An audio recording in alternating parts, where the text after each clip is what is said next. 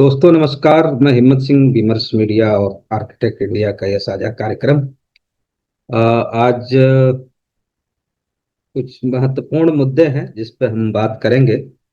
और इसके लेके लगातार बहस की जारी है कि क्या अदालतें का जो चरित्र है, अदालतों का जो चरित्र है वो संविधान के प्रति उत्तरदायित्व उसका बनता है या कुछ सत्ता और सत्ताधारियों के प्रिजुडिस पूरे मामले में प्रिजुडिस पूरा एक मामला है। उसमें कहीं अदालतों का रुख तो उसी तरह का नहीं है। अभी कल अ, एक हेट स्पीच के मामले में अब्बास अंसारी को 2 साल की सजा सुनाई है मऊ के कोर्ट ने। जिला है, पूर्वांचल का जिला है। और अब्बास अंसारी, मुख्तार अंसारी, जिनको बाहुबली और क्या क्या नाम दिया गया, और जिनकी मौत जेल में कहा जाता है कि हार्ट अटैक से हुई थी। लेकिन आरोप ये भी लगाया गया कि उन्होंने बार बार कहा था कि मुझे स्लो पॉइजन दिया जा रहा है। और इसका नतीजा ये हुआ कि अ, उन उनकी मौत हुई। और अब्बास अंसारी उनके बेटे हैं और मऊ से एक विधानसभा से वो चुनाव लड़े थे। और चुनाव किस पार्टी से लड़े थे? ओम प्रकाश राजभर की जो पार्टी है उससे चुनाव लड़े थे। लेकिन मूलतः ये पूरा परिवार समाजवादी पार्टी के साथ रहा है। और ये परिवार केवल समाजवादी पार्टी के साथ है कि नहीं है, उससे कहीं स्वतंत्रता आंदोलन में जो बड़ी भूमिका थी इस परिवार की।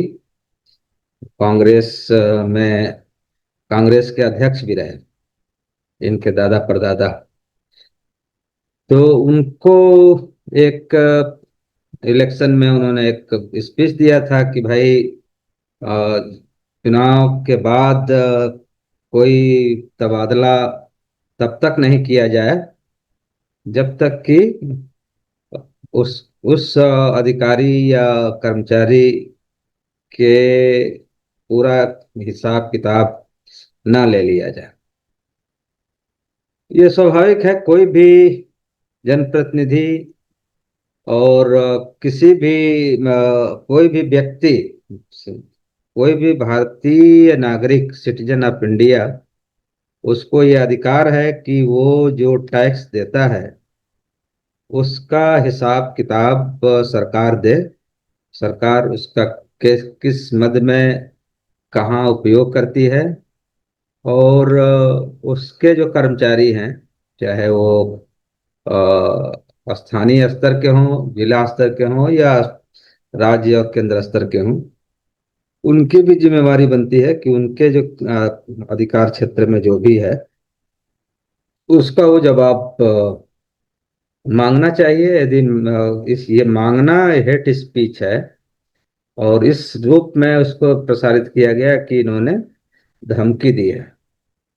तो धमकी देना और हिसाब मांगना, हिसाब मांगने को धमकी देना एक तरह से करार कर दिया जाए। तो ये एक इस मामले में मऊ कोर्ट ने 2 साल की सजा सुनाई है। अब वो आगे के ऊपरी अदालत में जाएंगे। उस पे खास करके सुप्रीम कोर्ट किस तरह का संज्ञान लेता है, क्या करता है, वो तो आगे की बात है। लेकिन ठीक जो सत्ताधारी पार्टी है, भारतीय जनता पार्टी, चुनाव में जितने हेट स्पीच और जिस निचले स्तर पे आके जो मैंने अपनी जिसको एक मर्यादा आमतौर पर कहा जाता है कि एक मिनिमम, न्यूनतम कम से कम एक मर्यादा का पालन किया जाए, तो उसमें केवल छोटे छोटे भैया नेता ही नहीं, वो शुरू होती है माननीय प्रधानमंत्री, जो लगातार मतलब नफरत, सांप्रदायिक वैमनस्यता का एक पूरा राग, पूरा एक आख्यान लेके चलते हैं, और लगातार वो विश्व भ्रमण कर रहे होते हैं। उस पे तो कुछ, कोई भी, चाहे इलेक्शन कमीशन हो या सुप्रीम कोर्ट हो या कोई भी जो एप्रोप्रिएट जो अथॉरिटीज हैं, वो किसी ने भी ना कोई संज्ञान लिया, और ना ही कोई अ, उन पे कोई एफआईआर या कोई मुकदमा अ, लगाया गया।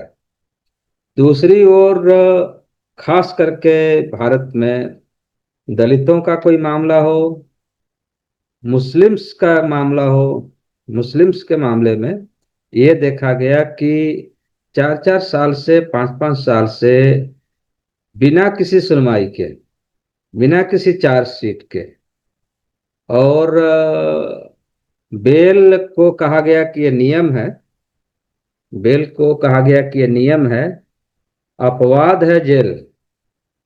तो उस जो कहने वाले महान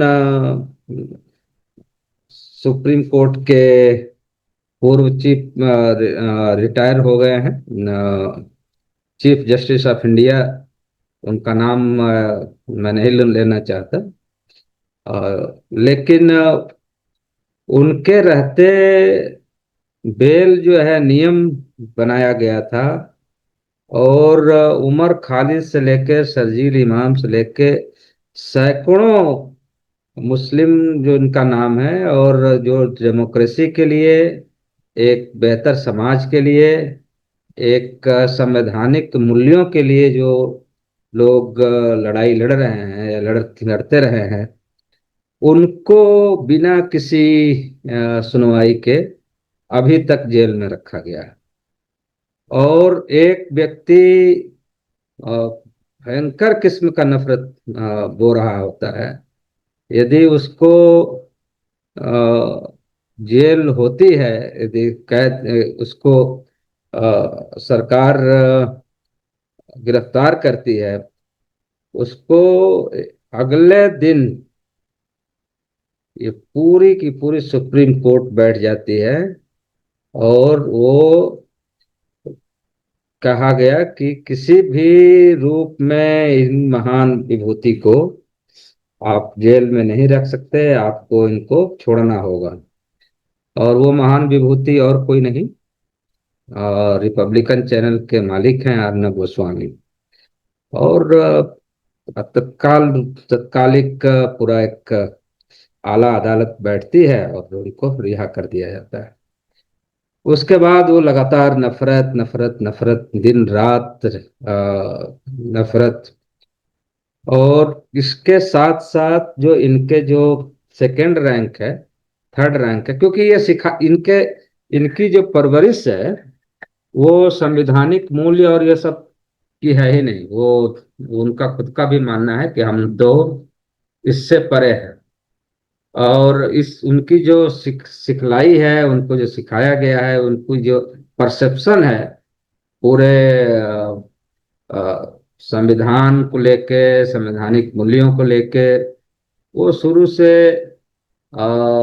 एक तरह से मतलब दोयम दर्जे को का ये लोग मानते रहे हैं। और अब चूंकि सरकार बनानी है, सरकार में रहना है या सत्ता हासिल करनी है, तो वही संवैधानिक तरीके, तौर तरीके ही अपनाएंगे, उसको सिर माथे पे भी लगाएंगे, तमाम चीजें करेंगे। लेकिन वो आपको दिखाई दे जाएगा कि ये सब बड़े तरीके से संवैधानिक जो तौर तरीके हैं उसका उपयोग अपने जो जो उनकी परवरिश है, जो उनकी जो समझ बनी बनी है भारतीय संविधान को लेके या भारतीय समाज को लेके, वर्चस्ववादी जो पूरी एक अवधारणा है, और उसमें सबसे ज्यादा एंटी मुस्लिम, एंटी दलित और एंटी जो भी डेमोक्रेटिक या संवैधानिक मूल्यों के लिए जो लड़ाई करता है या उसके अधिकारों के लिए जो सचेत है, वो सबके खिलाफ ये लोग जहर उगलते हैं। लेकिन इसके बावजूद वो मौज कर रहे हैं, उन पे कोई आंच नहीं आनी है। अभी आपको एक घटना जो अभी हाल की है, मध्य प्रदेश के एक मंत्री साहब ने कर्नल सोफिया कुरैशी को लेकर जिस तरह से बयान दिया था, हाई कोर्ट ने जब संज्ञान लिया तब जाके अभी तक वो नहीं पकड़े गए हैं। जांच होगी, फलाना होगा, ढिकाना होगा, क्या क्या होगा। दूसरी ओर अशोका यूनिवर्सिटी के प्रोफेसर साहब, उनकी मतलब सभी पूरी पूरे जो इंटेलेक्चुअल हिस्सा है या जो उनके बयानों को, जो उनका जो लेख है उसको पढ़ के कहीं से भी लग जाए कि हाँ ये जो है देशद्रोह का काम किया है, तो कहीं से भी नहीं है। क्योंकि वो मुस्लिम है, मुस्लिम नाम होना ही काफी है।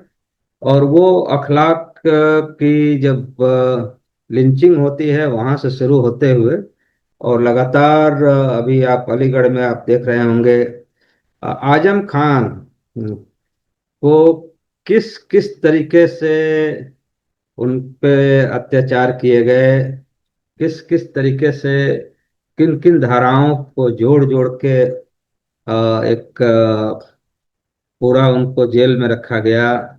लगातार कुछ भी हो जाए, कहीं कुछ भी हो जाए, तो तमाम मुसलमानों के घरों को, तमाम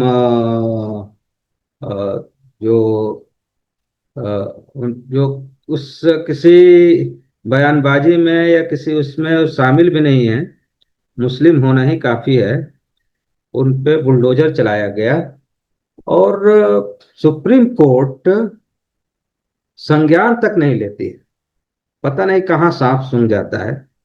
और जब मामला सुप्रीम कोर्ट में आया तो कहा गया कि भाई बिना किसी उसके पूर्व अनुमति के और उसके जो है आप बुलडोजर नहीं चलाएंगे, लेकिन उसके बावजूद भी चला रहे हैं। और अभी दिल्ली में जिस तरह से मतलब भयंकर किस्म का युद्ध छेड़ दिया गया है यहाँ के गरीबों के खिलाफ, यहाँ के जो असंगठित क्षेत्र के मजदूर हैं, जो किसी तरह से कहीं किसी जो भूमाफिया हैं उनके बहकावा में आके जमीन ले ली, और या कहीं जगह मिल गई जहां वो सिर छुपाने के लिए अपना एक आशियाना बना लिया, छोटा सा ही बना लिया, उसको जिस बेरहमी से तोड़ा जा रहा है बिना किसी पूर्व नोटिस के और बिना किसी मुआवजे के, तो छोड़िए, एक मिनिमम न्यूनतम जो मानवीय जो एक पहलू है। और ये सब हो किसके नाम से हो रहा है? कहा जा रहा है कि ये सुप्रीम कोर्ट का आदेश है। तो सुप्रीम कोर्ट के तमाम आदेश, जहां वो कहा गया कि आप जेल अपवाद है और बेल नियम है, वहां 5-5 साल से 6-6 साल से नौजवान जेलों में सड़ रहे हैं। वहां वो अपवाद हो गया है, मतलब उनके लिए बेल जो है अपवाद हो गया है। जैसे लग रहा है कि मतलब वो ये देश किस तरह के भयंकर एक कहिए कि मकड़ जाल में फंसा हुआ है। और केवल एक ये बात नहीं है कि हम जो कॉन्स्टिट्यूशन है, कॉन्स्टिट्यूशनल पूरा जो या संविधानिक जो पूरा मूल्य है, या कहिए कि कानून का राज जिसको बात कह रहे हैं, वो कानून का राज तो बहुत दूर की बात है। कानून का तो कानून अपने ही कानून का उल्लंघन किस तरह से कर रहा है। अदालतें कैसे अपने ही किए के खिलाफ कैसे खड़ी हो जा रही हैं, ये भी एक बड़ी बात है जो देखने लायक है। इसके साथ साथ लगातार जिस तरह से अ, पिछले 7-8 सालों में आप हम सब ने देखा है, गवाह भी रहे हैं कि ऐसे ऐसे जज नियुक्त किए गए जो, या अभी भी हैं, मानसिकता, एक तो होता है कि प्रो गवर्नमेंट मानसिकता वाले लोग होते हैं, एक होता है कि प्रो एक वैचारिकी जो है, वैचारिकी यहाँ आ जाती है, मेल खा लेती है सत्ता वर्ग के विचार विचार के साथ। तथाकथित जो इलीट सवर्ण मानसिकता का जो पूरा एक वैचारिकी जो वहाँ खड़ी कर दी गई है या बना लिया गया है, वो स्वयं को इस का परिचालक समझने लगते हैं।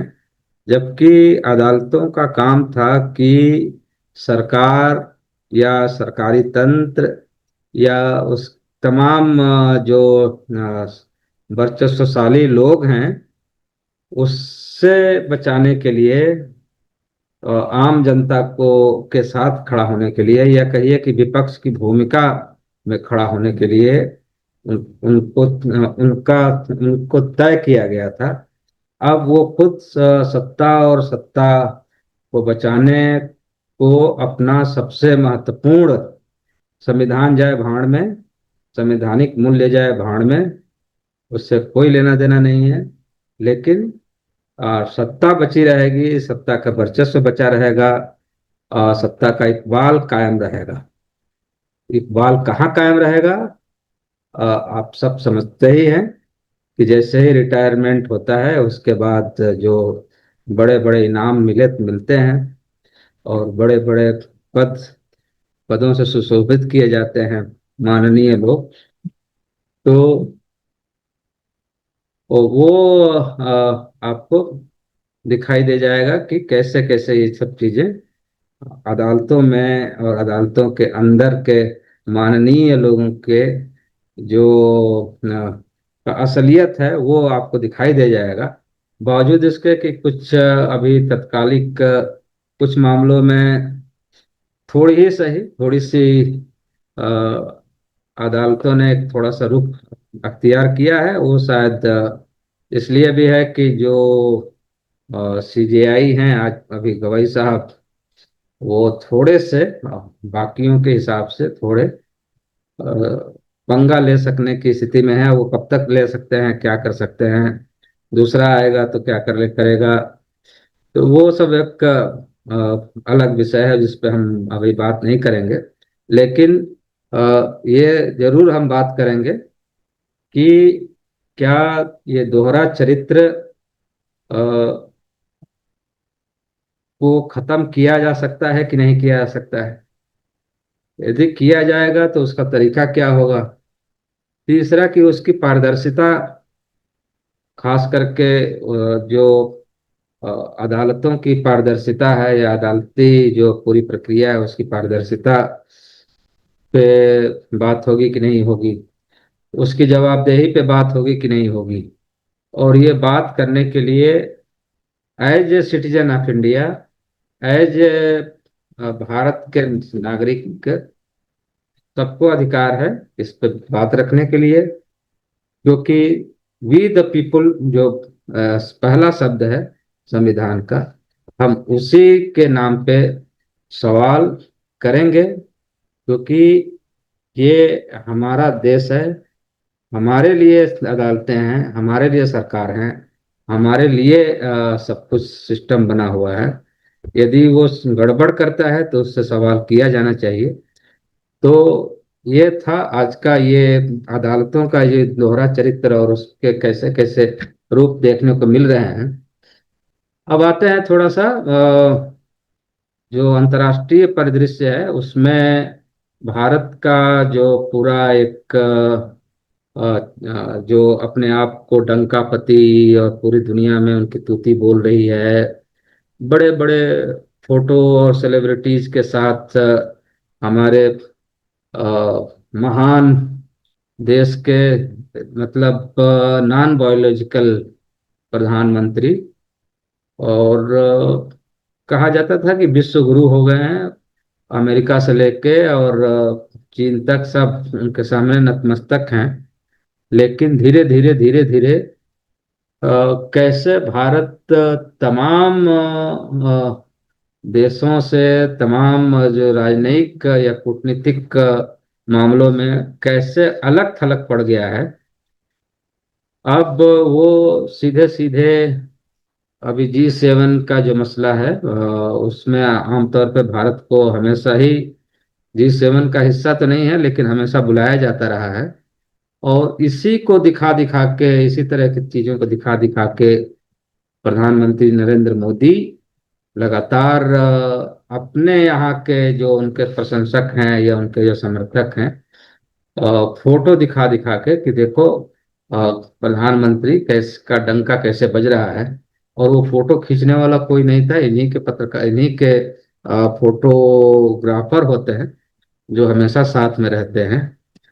1000 फोटो खींचेंगे, उसमें से 4 फोटो इस तरह से सेलेक्ट किया जाएगा जैसे लगेगा कि जो है सो मोदी है, इसके अलावा बाकी सब सेकेंडरी है। लेकिन जिस तरह से अमेरिका में धीरे धीरे धीरे धीरे उनका प्रभाव खत्म हुआ है, प्रभाव क्या खत्म हुआ है, अब तो लगता है कि अमेरिका के चरणों में जाके ये नतमस्तक हो गए हैं। वो चाहे जो भी करे, अब प्रभु बना लिया है, खुद प्रभु जो है अपने आप दूसरे को प्रभु बना लिए हैं। और लगातार भारतीय जो एक गरिमा थी पूरे दुनिया में, उसको धीरे धीरे धीरे धीरे धूल धूसरित किया जा रहा है। उसको मतलब आज सबसे निचले स्तर पे पहुंच गया है राजनयिक मामले में, कूटनीतिक मामलों में। कोई देश भारत के साथ खड़ा नहीं हो रहा है। यूरोपीय संघ एकदम बायकॉट किए हुए हैं, उधर अमेरिका सब किए हुए हैं। तीसरी ओर लगातार जो मुस्लिम विरोधी पूरा चरित्र है, जिसकी वजह से पूरा मुस्लिम देश इन पे भरोसा नहीं कर पा रहे हैं। चौथा जो है जो पड़ोसी देश है, उनके साथ जिस तरह से इन्होंने सबको सबसे अलग थलग पड़ गए, सबको अपने खिलाफ खड़ा कर लिया।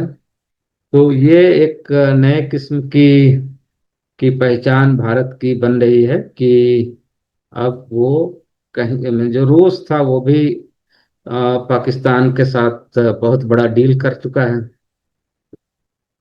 यहाँ के जो दूतावास हैं, राजनयिक हैं, वो जिस तरह से बयान दे रहे हैं कि खास करके ऑपरेशन सिंदूर के बाद तो और ज्यादा स्थिति खराब हो गई है। पहलगाम मामले को लेके कोई इनके पास सबूत नहीं है कि आप कि कैसे कोई लिंक कर पाए कि आप पाकिस्तान पे जो हमला किया था आपने, वो वो उसको जायज ठहरा पाए। कितने राफेल और क्या क्या सब, कितना बड़ा नुकसान हुआ है, चाहते ना चाहते ना कबूल करते बावजूद उसके कि अब चीजें लीक कर रही हैं लगातार, बुरे स्थिति में है। एयर चीफ मार्शल का जो बयान है वो आपके ऊपर पूरा सवालिया निशान खड़ा करता है। CDS जो है वो भी मतलब वो एक अजीब चरित्र बन गए हैं। लेकिन किसी बयान में उन्होंने कहा कि बहुत नुकसान तो होता ही है, ये है वो है। अ, मतलब सीधे सीधे ना मान के अब वो भी मतलब ये एक बता चुके हैं कि स्थिति जो है बहुत नाजुक है। तो ऐसे में हम सबका या हमारे जो भी दर्शक देख रहे हैं, वो सबसे मेरा अपील है कि आप कोई न्यूज़ देखते हैं खास करके जिसमें तारीफ करते हुए कि भारत का ये हो गया, भारत का वो हो गया, भारत ने क्या कर लिया, मोदी जी का डंका बज गया। एक बार जरूर काउंटर चेक जरूर कर लें, फैक्ट चेक जरूर कर लें। जो आज की बात नहीं करता है, आज के तमाम मुद्दों पे बात नहीं करता है, जो सीधे ले जाता है मुगलों के दरबार में, या मुसलमानों को हर चीज के लिए, या नेहरू को टारगेट करता है, तो समझ लीजिए कि आप वो तो खुद धोखा खाया हुआ है, या धोखे खाने लायक है, या क्या है, लेकिन वो आपको भी धोखा दे रहा है। तो ये हम सबकी जिम्मेवारी भी है कि सावधान रहें।